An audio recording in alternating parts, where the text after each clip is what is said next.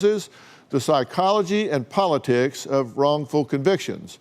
Now, Mark believes that Scott had an unfair trial. Now, Mark, thank you for being here. I really appreciate it. Now, you're not saying that you believe Scott Peterson is innocent. You're saying you believe that he deserves a fair trial, correct? Yeah, and I think that if you look at the current new evidence that's been brought to light and the advances in science, and looking at the science, the forensics that were presented back at his original trial and what we know about it now, it's a totally different ballgame. And, you know, some of the things that Nancy Grace was saying just now on this show is wrong. And Nancy, I'd ask you, and would you say under oath that you've actually read the habeas petition in the California Supreme Court, and you've studied the advances in science and all the things that are reflecting back on the original trial and showing the things that were unreliable and were wrong in the original trial? Because I think you haven't. Nancy, did you hear the question? I heard the statement. I didn't realize it was a question. I thought he was continuing to pontificate. Actually, sir, I am a crime victim myself, and I have devoted my life to not only prosecuting and representing crime victims, but to always seeking the truth.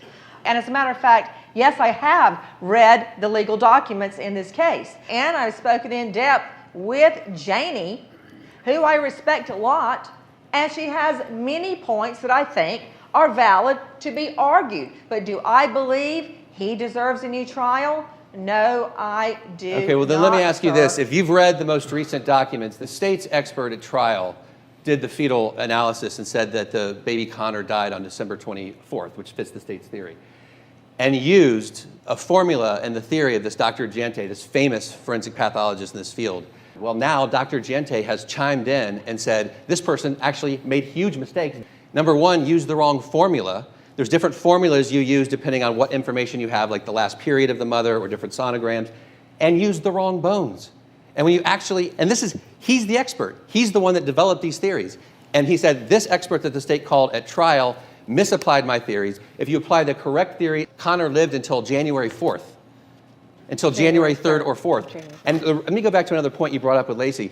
The reason why the burglars don't want to talk when Lacey confronted them is because he said, I'll take the 5th.